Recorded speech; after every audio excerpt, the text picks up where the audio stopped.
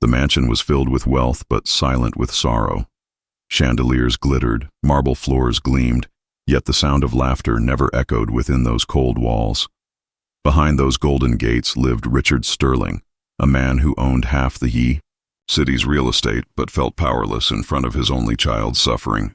His daughter Emily had been blind since she was 4 years old, or at least that's what Richard had believed for the last 10 years. He often sat by her bedside at night, guilt etched deep into his face. If only I had been there that day, he whispered to himself, recalling the terrible accident that had left her sightless. A car crash had taken his wife and, according to the doctors, Emily's vision too. Since then, Richard had wrapped his daughter in a cocoon of protection, filling her world with every luxury money could buy. Yet, behind Emily's pale blue eyes was a secret that even her father couldn't imagine. And it was Maria, the maid who had come from a small village to work in Richard's mansion, who would one day uncover the truth that would change everything. Richard Sterling was a millionaire who carried himself with authority in boardrooms, but was helpless at home. His business empire stretched across cities, yet none of it mattered when he looked at Emily. Every morning he watched her trace her fingers along the walls as she carefully walked to the dining table. Her steps were hesitant, her expression calm but distant. "Good morning, sweetheart," he would say, his voice trembling with affection. "Good morning, Daddy," Emily would reply, her tone always cheerful, though her sightless eyes gazed at nothing. Richard would sit silently, fighting back the tears. He had promised his late wife, Clara, that he would protect their daughter at all costs. He thought he was doing just that, shielding Emily from the harshness of the world, sparing her the pain of unfulfilled dreams. But deep down, he always wondered if he had failed her. The accident had not only taken Clara, but had also broken something inside Richard. He had thrown himself into work, drowning in deals and investments, but every night he returned home to the same emptiness. Emily was his only source of hope. She was gentle, artistic, and full of life, despite her blindness. Yet Richard never noticed the way Emily's eyes sometimes flickered with recognition. He never saw how she paused when sunlight streamed through the window, or how she tilted her head when colors danced before her. Maria arrived at the Sterling mansion 2 years after the accident. She was young, humble, and determined to support her family back home. From the very beginning, she formed a bond with Emily that Richard couldn't. While Richard showered Emily with gifts, Maria gave her something far more valuable, her time. She read to Emily, played piano duets with her, and spent hours listening to her dreams. Unlike everyone else, Maria never treated Emily as fragile porcelain. One evening, as Maria was folding laundry in Emily's room, she noticed something strange. Emily was sitting by the window sketching quietly. Maria leaned closer and froze. Emily wasn't just drawing random shapes, she was sketching a flower, each petal perfectly curved, the stem bending at the right angle. Maria's heart pounded. "Emily, how do you know the flower bends like that?" Emily stiffened, then quickly dropped her pencil. I just imagine it," she said, forcing a smile. But Maria wasn't convinced. A blind girl couldn't sketch with such accuracy. That night, Maria couldn't sleep. Questions haunted her. Could it be possible that Emily wasn't fully blind? Was she hiding something from her father? Over the next few weeks, Maria began to observe carefully. She left little tests around the house. A bright red apple placed on the counter. Emily's hand reached for it without hesitation. A book left open on the table. Emily's eyes lingered on the words before she quickly turned away. Finally, one afternoon, Maria decided to confront her. She brought Emily to the garden, where roses bloomed in every color. "Emily," Maria said softly, holding up a yellow rose. "What color is this?" Emily hesitated, her lips trembling. I can't." "Emily, please," Maria urged, her voice tender. "You can trust me." Tears welled in Emily's eyes. She whispered, "Yellow, it's yellow." Maria's breath caught. Her suspicion was true. Emily could see, at least partially. "Why, Emily?" Maria asked gently. "Why pretend?" Emily broke down, sobbing into Maria's arms.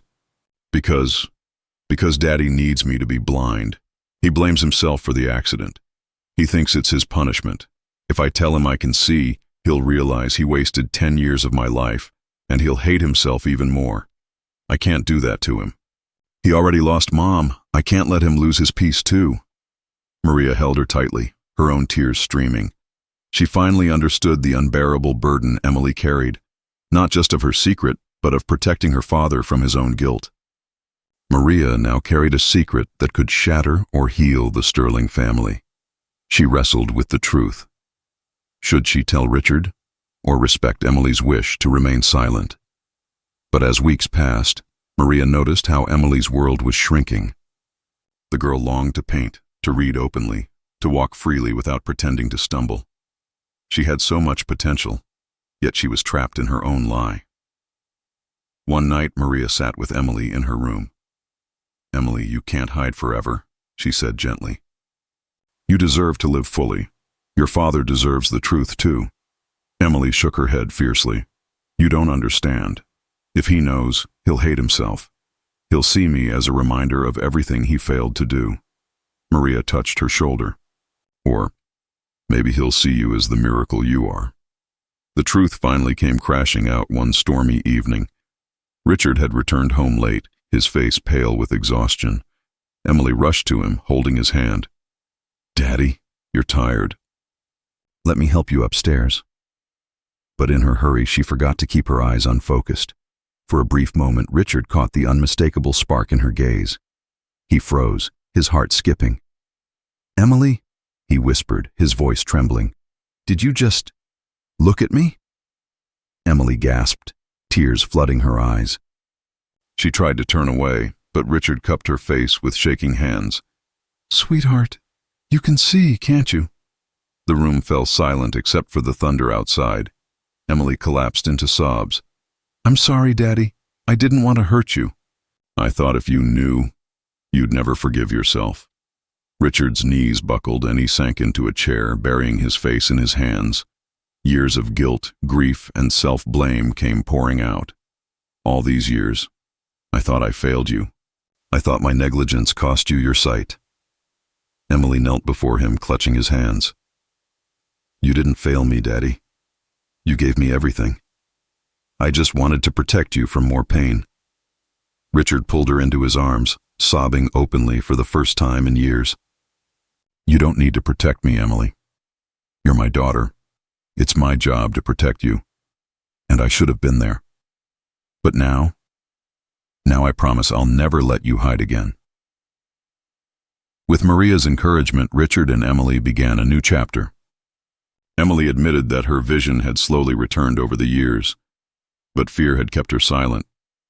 Now, with her father's blessing, she embraced the life she had once only dreamed of.